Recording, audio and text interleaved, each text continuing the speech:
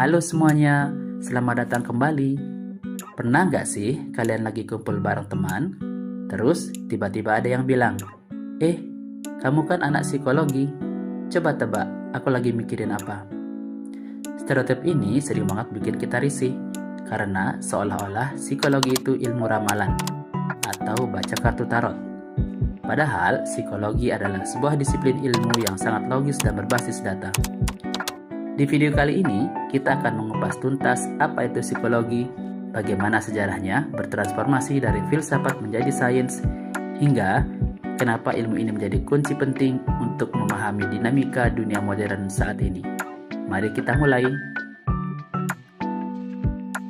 Kita bedah dulu dari asal-usul katanya. Secara etimologi, psikologi berasal dari dua kata Yunani kuno, psyche dan logos. Psyche sering diterjemahkan sebagai jiwa, roh, atau nafas kehidupan. Sementara logos berarti ilmu pengetahuan atau kajian. Jadi, secara harfiah, psikologi memang ilmu tentang jiwa. Namun, di masa Yunani kuno, konsep jiwa ini masih sangat abstrak dan bersifat spiritual. Para pemikir awal mencoba mencari tahu di mana letak jiwa manusia. Apakah di hati, di otak, atau di seluruh aliran darah? Inilah pondasi awal yang nantinya akan membawa manusia pada pencarian yang lebih sistematis tentang diri mereka sendiri. Seiring berkembangnya zaman, para ilmuwan merasa definisi jiwa terlalu sulit untuk diukur secara objektif. Maka, definisi psikologi modern bergeser menjadi studi ilmiah tentang perilaku dan proses mental. Ada dua kata kunci di sini. Pertama, perilaku ini adalah segala sesuatu yang kita observasi secara langsung. Contohnya, saat seseorang menangis, tertawa, atau cara mereka berjalan di tempat umum. Kedua, proses mental. Ini adalah hal-hal yang invisible atau tidak terlihat, seperti pikiran, memori, persepsi, dan perasaan. Psikologi mencoba menghubungkan keduanya. Bagaimana pikiran yang sedih, yaitu proses mental, bisa menghasilkan air mata pada perilaku.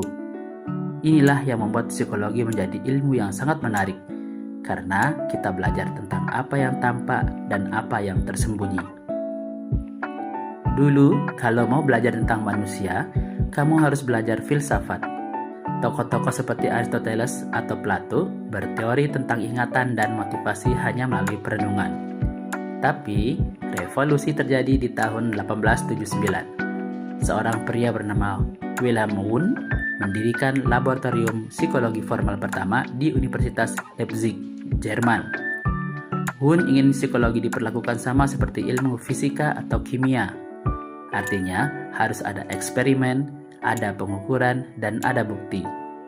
Sejak saat itu, muncullah aliran-aliran besar. Ada Sigmund Freud yang sangat terkenal dengan teori psikoanalisisnya tentang alam bawah sadar, hingga aliran behaviorisme yang percaya bahwa manusia bisa dibentuk perilakunya melalui lingkungan. Sejarah ini mengajarkan kita bahwa psikologi adalah ilmu yang terus berevolusi mengikuti perkembangan zaman. Karena manusia itu makhluk yang sangat kompleks, satu bidang psikologi saja tidak cukup. Akhirnya, muncul berbagai spesialisasi. Ada psikologi klinis yang mungkin paling sering kita dengar. Psikologi ini fokus pada diagnosis dan terapi gangguan mental. Lalu ada psikologi sosial yang mempelajari kenapa individu bertingkah laku berbeda saat berada di dalam kelompok. Kenapa ada fenomena ikut-ikutan atau konformitas. Jangan lupakan juga ada psikologi industri dan organisasi yang sangat penting di dunia kerja. Psikologi ini membantu perusahaan mencari karyawan yang tepat dan memastikan kesejahteraan mental karyawan terjaga agar produktivitas meningkat. Selain itu, ada psikologi perkembangan yang mempelajari transformasi manusia dari sejak dalam kandungan, masa kanak-kanak, remaja, hingga fase lansia. Setiap cabang ini punya peran vitalnya masing-masing. Lalu, apa pengaruh nyatanya dalam hidup kita? Mari kita lihat dunia pendidikan. Tanpa psikologi, guru mungkin akan menyamakan semua murid. Tapi dengan psikologi pendidikan, kita tahu ada anak yang unggul secara visual, ada yang kinestetik, dan ada yang butuh pendekatan emosional berbeda. Guru jadi lebih paham cara memotivasi siswa tanpa tekanan. Di sisi lain, dalam dunia konseling, psikologi menjadi alat pemulihan. Konseling bukan hanya untuk orang yang sakit, tapi untuk siapa saja yang sedang menghadapi krisis kehidupan, masalah relasi, atau kehilangan arah. Melalui teknik komunikasi dan empati yang berbasis ilmu pengetahuan, seorang konselor membantu individu untuk mengenali potensi dirinya kembali dan menemukan solusi atas masalah yang mereka hadapi. Sebagai penutup, penting untuk kita ingat bahwa belajar psikologi bukan bertujuan untuk memberi label atau menghakimi orang lain.